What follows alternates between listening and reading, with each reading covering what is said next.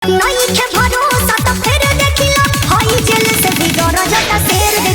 हाल बा भाई लोग।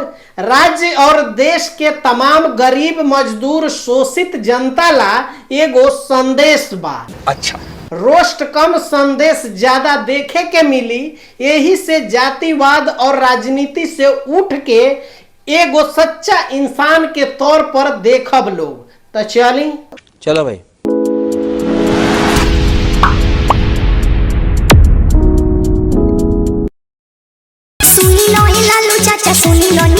ना भौजी, इन लोग ना सुनियन, काहे से कि इन लोगन के कान में राजनीति और कुर्सी के साउंड प्रूफ मशीन लागल बा। समझाइए, मेरी समझ में कुछ नहीं आ रहा है। तबे नु केहू कहेला कि भारत तेरे टुकड़े होंगे इंशाअल्लाह इंशाअल्लाह, तो केहू कहेला कि 15 मिनट के लिए पुलिस फोर्स हटा लो, हम 25 करोड़ 100 करोड़ पर भारी पड़े। तो केहू कहेला कि डेंगू मलेरिया के तरह सनातन धर्म बा आ हमनी के मिल के खत्म करे के बा। कौन है ये लोग? हिंदुस्तान, हम 25 करोड़ है ना, तुम 100 करोड़ है ना, तुम तो हमारे से इतने ज्यादा है। 15 मिनट के लिए पुलिस को हटा लो, बता देंगे किसमें हिम्मत है। बाप को भेज, तेरे बस की बात नहीं। கொரோனா இதையெல்லாம் நம்ம எதிர்க்க கூடாது, ஒழித்து கட்ட வேண்டும்। அப்படிதான் இந்த சனாதனம்। इन लोगन पे ना ही कोई कार्रवाई होला, ना ही एने से लगेला।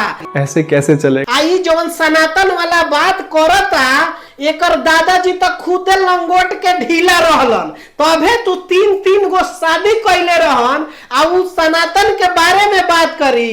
ऐसे ओकरा संस्कार, ओकरा पूर्वज, ओकरा परवरिश के पता चलता। तू लोग से डरी है ना बहिया मनुष्य। अच्छा एगो बात बताओ कि काहे के डरी है और केहू के भी डरे के ना चाहिए अगर वो सही होखस तब। बात तो सही है। जेल में नशीला पदार्थ पहुंच जाता तो जेल प्रशासन और सरकार पर सवाल तो उठबे न करी, एमे गलत का बा? ये बड़ी अच्छी बात कही है।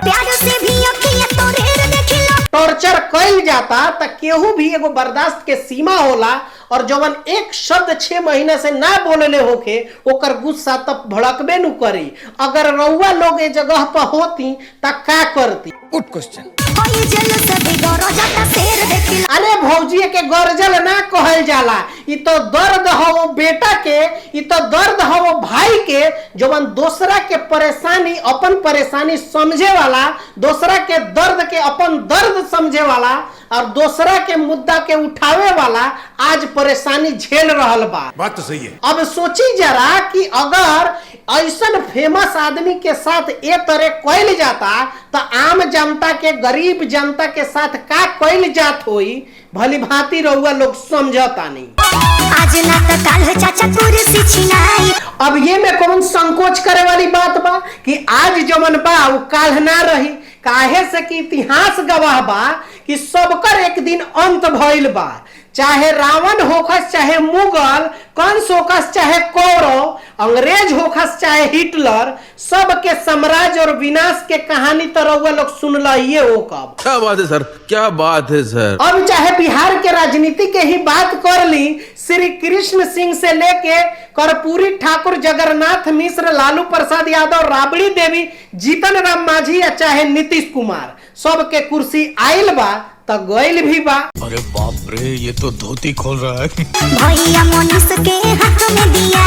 ई तो कुछ ज्यादा हो गइल भौजी, काहे से कि तो जनता के हाथ में होला कि के कुर्सी देवे के बा, के कुर्सी लेवे के बा। लेकिन हम सबन ना अपन अधिकार भुला गइल बानी, यही से तो ये 200-300 मिल के हम करोड़न पे राज करतारन सा। हम सब तो लड़ने बेंचोद। अगर यह चीज हमारे पूर्वज अगर सोचले होती तो आज हमारा देश अंग्रेजन से आजाद ना भइल रही। लेकिन क्यों? जे लोग भी जनता के पावर के आ जनता के दिहल कुर्सी के अपना बाप के बपौती समझता, वो गलत करता। शाबाश बेटा। अब रउआ लोग के सोचे के बा कि का करे के चाही।